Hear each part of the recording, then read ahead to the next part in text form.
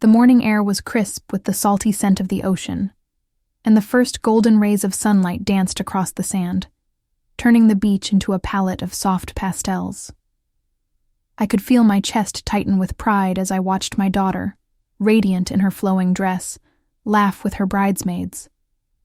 Every detail of this day had been meticulously planned for months, from the delicate seashell centerpieces to the gentle breeze carrying the soft melody of a string quartet. Our family had been dreaming of this moment for years, and finally, it was here. Guests arrived with smiles and warm hugs, their voices a hum of excitement that seemed to blend perfectly with the waves. And yet, beneath the surface of laughter and clinking glasses, I sensed something amiss. The fiancé moved with a studied casualness, a half-smile that didn't quite reach his eyes, brushing past our efforts as though entitlement gave him ownership over this day. I told myself I was imagining it, focusing on the joy in my daughter's eyes, but a quiet knot of unease had formed in my stomach. Even in the midst of sunlit perfection, a tension lingered, subtle but insistent, like an undertow beneath the calm sea. Every smile I returned felt slightly forced, every toast slightly hollow, as I wondered what storms might be hiding behind those practiced manners. Still, I reminded myself of the love and excitement that had brought us here, and I let my pride swell, masking the foreboding shadows with the warmth of family togetherness, even as the first hints of trouble began to stir in the background. Just as the wedding coordinator was double-checking the final seating arrangements, the fiancé cornered me with a smile that didn't reach his eyes. "I'm going to need $50,000, he said casually, as if asking for a cup of sugar. My stomach dropped, and for a moment, the world seemed to stop. The crashing waves outside, the laughter of guests, the delicate clinking of glasses, all faded into a dizzying blur. $50,000. My mind scrambled, trying to reconcile the man my daughter loved with the audacity of this demand. "For what?" I asked, my voice steadier than I felt, though my pulse thundered in my ears. "Extra arrangements," he replied, waving a hand as if that explained everything. Shock and anger collided inside me, an almost physical ache twisting my chest. Guests nearby exchanged curious glances, whispering among themselves, and I could feel the heat of embarrassment rising, like a spotlight had been shone on our family's misfortune. My hands tightened into fists at my sides, and I wanted to scream to expose his arrogance, but I forced a smile, careful not to ruin the day for my daughter. Inside, though, a storm was building, a silent fury fueled by disbelief, injustice, and the knowledge that this man had just crossed every line. He had assumed we would comply, that our pride and dignity could be bought, and that assumption lit a fire of quiet, calculating rage in me. Every polite nod and forced chuckle I offered only hid the truth. I was already thinking of the ways he had underestimated me, of how this moment could be transformed from humiliation into the first step of his reckoning. The air was thick with tension, every guest suddenly aware that something was wrong, though they didn't yet know the depth of the betrayal. As I excused myself for a moment, I glanced at my daughter's glowing smile, oblivious to the storm brewing around her, and swore silently that no one would tarnish this day. Not him, not anyone. Word of the fiancé's outrageous demand spread like wildfire, though no one openly said it aloud. My siblings exchanged uneasy glances, their whispers barely audible over the crashing waves. My sister's hands trembled slightly as she muttered, "Maybe we should just pay him. We don't want to ruin the wedding." Her suggestion struck me like a physical blow. Across the sand, my brother's jaw tightened, his face a mixture of anger and disbelief. "Are you seriously considering this?" he hissed, though even he seemed torn between outrage and pragmatism. The tension in the air was palpable, thick, enough to taste, as everyone silently weighed the consequences. Risk a confrontation and potentially upset my daughter, or quietly hand over a fortune to a man whose audacity was breathtaking. The moral dilemma clawed at me, each option twisting my gut. I saw the fear in their eyes, the same fear I had felt when confronted with his demand, but I refused to let it dictate my actions. My daughter deserved a wedding bathed in joy, not shadowed by submission to greed. I reminded myself that bending to his whims would only teach him that entitlement worked, that integrity could be bought. My heart pounded, not with fear, but with quiet determination. I would protect her day, yes, but I would also uphold the principles that defined our family. In that moment, I made my decision, silently committing to face the storm without giving an inch. My lips pressed into a calm line while my mind raced with strategies, patience, and the certainty that this day, no matter how tense, would not belong to his greed. I couldn't help but remember the first time the fiancé's sense of entitlement became painfully clear. It was during a small family dinner months ago, where my daughter had invited him to meet us all properly. He arrived late, checking his phone more than he greeted anyone, and when the appetizers arrived, he made a comment about how we probably wouldn't have anything worth his taste. My sister had laughed nervously. My father had cleared his throat. But I remember feeling a flicker of unease that night. Then there was the birthday party last year, where he subtly criticized the decorations, the music, even the food, before loudly congratulating himself on how generous he had been simply by attending. He had a way of making generosity feel like an obligation, a game of superiority that left everyone feeling small. In contrast, our family had always celebrated each other's efforts, valued thoughtfulness over extravagance, and cherished presence over material displays. I saw in him a pattern, one that exploited kindness, dismissed gratitude, and assumed deference. Each memory stoked my anger and anticipation, painting a vivid picture of the arrogance I would confront today. The more I remembered, the more the waves of indignation and silent resolve surged within me. He had underestimated us before, and I knew, deep down, that he would pay for it now. The tension of the past and the present collided, setting the stage for the reckoning that was about to unfold. The ceremony began with the gentle hum of the ocean mingling with soft music, the bride walking gracefully down the aisle, her smile radiant and unburdened. Guests admired the delicate arch of seashells, the flowers swaying with the breeze, and the warm sunlight painting the scene in golden tones. Laughter and soft conversations masked the undercurrent of tension, though I could feel it in every polite smile and sideways glance. The fiancé, for all his practiced charm, betrayed small tells, tightened jaw, clipped smiles, subtle impatience, that revealed cracks in his composure. I observed quietly, noting every glance, every fidget, every attempt to assert control. As the vows were exchanged, I let my mind work methodically, weighing options, imagining subtle moves that would dismantle his arrogance without spoiling my daughter's joy. Each calculated thought felt like a counterpoint to his entitlement, a quiet orchestration of justice that no one else could see. My heart pounded with a mix of pride, anticipation, and restrained fury, knowing that while the world applauded the beauty of the moment, the real reckoning was quietly taking shape in my mind. By the time the final blessings were pronounced, I felt ready, poised to turn his arrogance into his undoing, ensuring that this day would belong not to his greed, but to the integrity and love that had always defined our family. As the reception settled into its rhythm, I waited for the perfect moment, watching the fiancé circulate among guests, basking in the illusion of control. He smiled too widely, laughed a little too loudly, as if the $50,000 demand had already cemented his authority over the day. I let him revel in that fantasy a moment longer, then leaned toward the wedding coordinator, speaking in hushed, confident tones.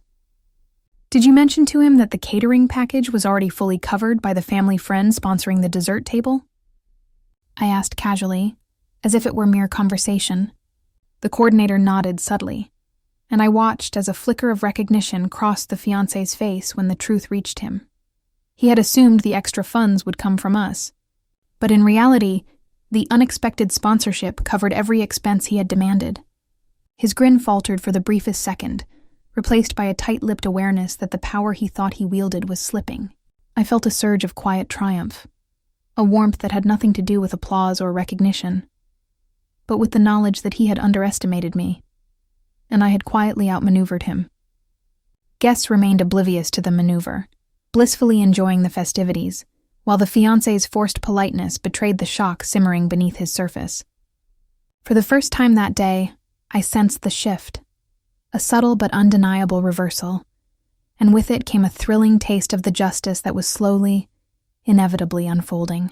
I let the moment linger, savoring the calm control I now held, knowing that the game had only just begun and that he would have no idea what was coming next. By mid-afternoon, the fiancé's carefully constructed composure began to fray. I noticed it in the slight stiffening of his shoulders, the way he glanced too often at our relatives as if seeking validation that wasn't there. Nearby, my sister leaned toward me and whispered, "Did you see him just now? He looks off." I nodded slightly, keeping my expression neutral, letting her observation mirror my own quiet satisfaction. At the dessert table, he tried to assert dominance, loudly explaining a supposed last-minute upgrade, only to be interrupted by the coordinator, who politely reminded him, "Everything is already covered, sir." The flush creeping up his neck was undeniable.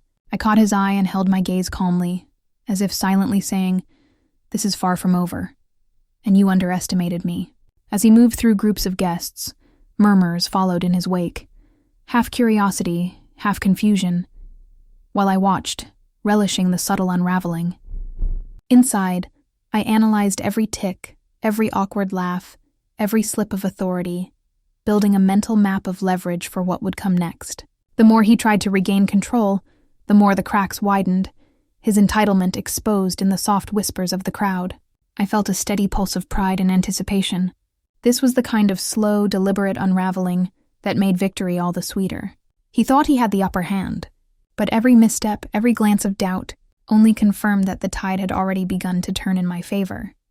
Dinner had begun, the gentle clatter of cutlery and soft chatter masking the storm brewing just beneath the surface.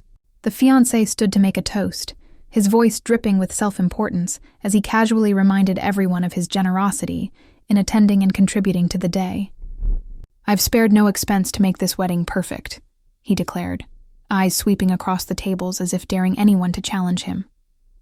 A few guests murmured politely, but I noticed the subtle tightening of shoulders, the hesitant glances exchanged across tables. His arrogance was drawing attention, and not the kind he wanted. I remained seated, calm and composed, letting the weight of his words hang in the air. My mind worked silently, signaling to those around me that his display was hollow, a bubble ready to burst. I could see it in my daughter's eyes, her smile faltering ever so slightly, sensing the tension without understanding it fully. He expected compliance, maybe even admiration, but the subtle power dynamics had already shifted.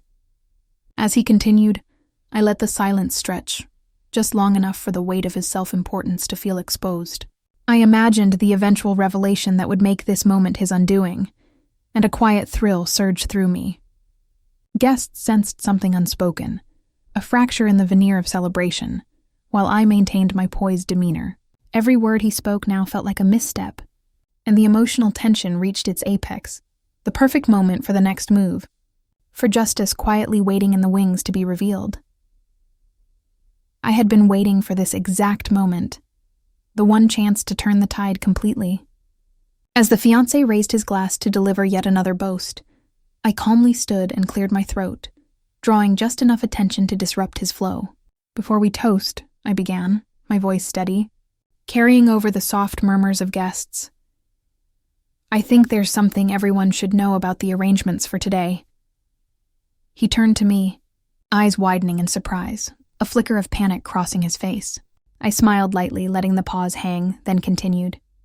"The $50,000 you assumed would come from us? Every cent of those so-called extra expenses was already covered by a family friend sponsoring the dessert table, as well as the event planner's additional contributions." There was a stunned silence, followed by gasps and murmurs that rippled through the crowd. The fiancé's face drained of color, his carefully constructed confidence crumbling before the eyes of everyone he had hoped to impress. I could see the calculations running through his mind, the realization that his demand had been a hollow attempt at control.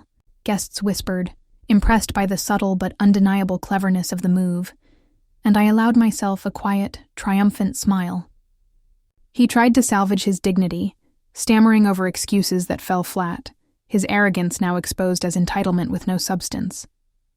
Internally, I relished the precision of the timing, the careful orchestration that revealed not only his greed, but also our family's composure and intelligence.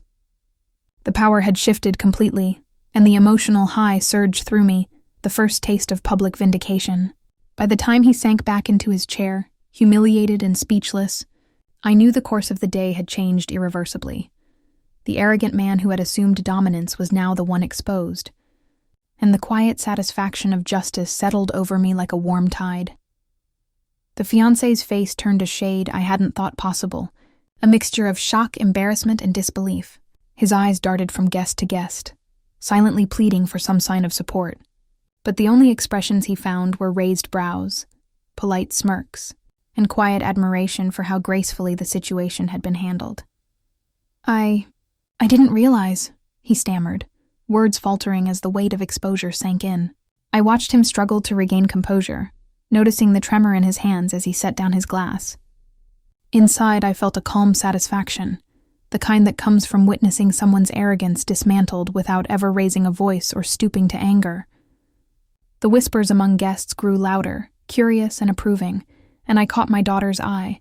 Her smile, radiant and relieved, reassured me that she felt safe, cherished, and proud.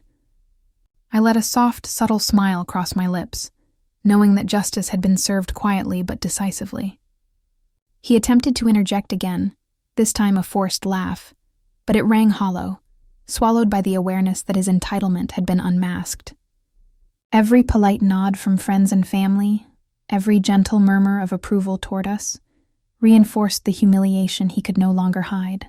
I thought back to the months of arrogance and manipulation, the subtle dismissals, and realized how satisfying it was to see him reduced to this vulnerable, human moment. The power dynamic had shifted entirely, leaving him exposed while preserving my daughter's happiness, our dignity intact. The blend of pride and quiet triumph filled me as the celebration continued around us, the waves lapping softly in the background, a reminder that justice had arrived not with drama, but with composure, wit, and careful planning.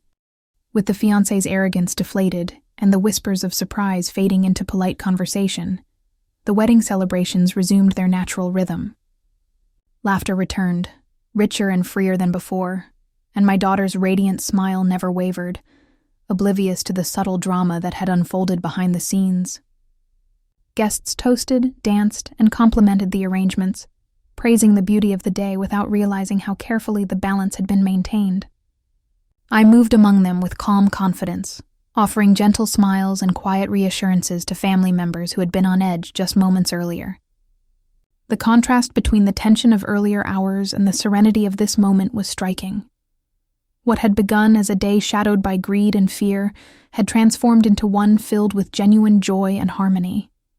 Inside, I relished the knowledge that our quiet strategy had preserved not only my daughter's happiness, but also the dignity of our family.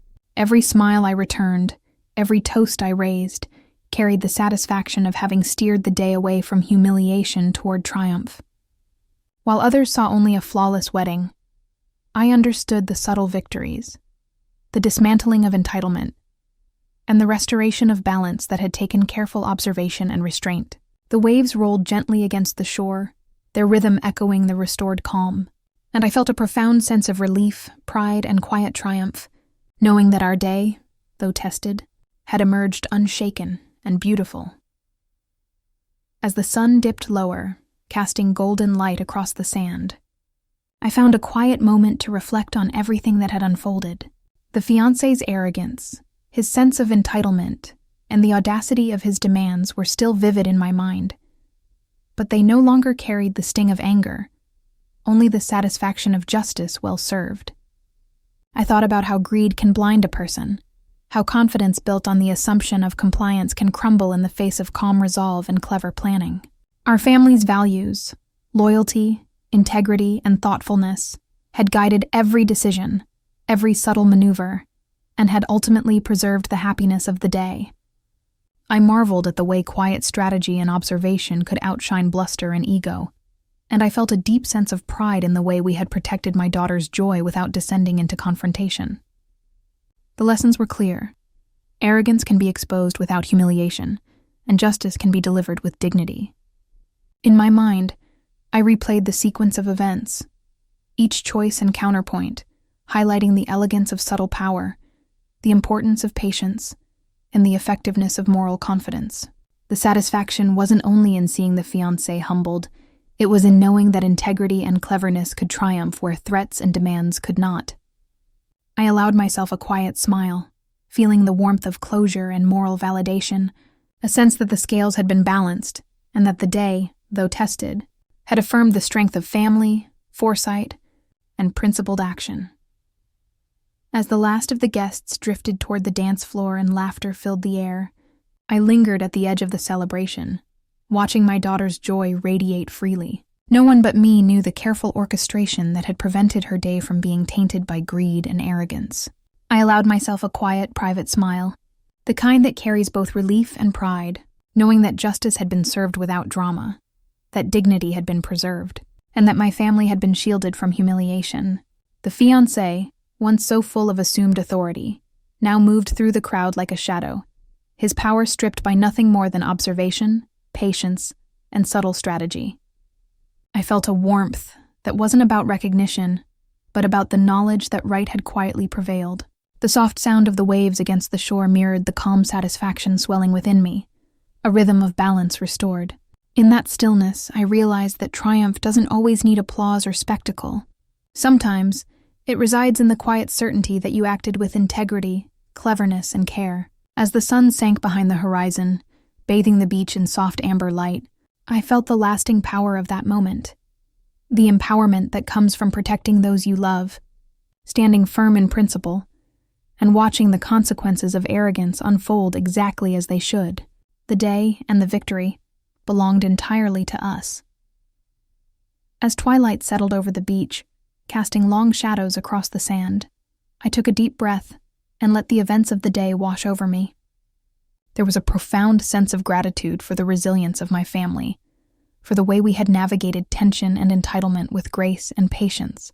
The celebrations continued around us, yet in the quiet corners of my mind, I savored the subtle triumph over greed and arrogance, the victory that required no confrontation, only foresight and integrity. My daughter's laughter floated on the breeze, a reminder that love and family could weather even the most audacious challenges.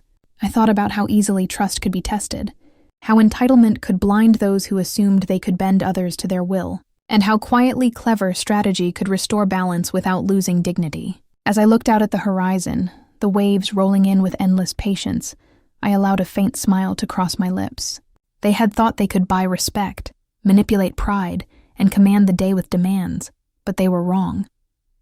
Justice had arrived quietly, subtly, yet unmistakably, leaving a sense of closure, empowerment, and enduring pride that no sum of money or display of arrogance could ever tarnish. The day had ended, but the lessons and quiet victories lingered, a reminder that integrity and cleverness always hold their own power.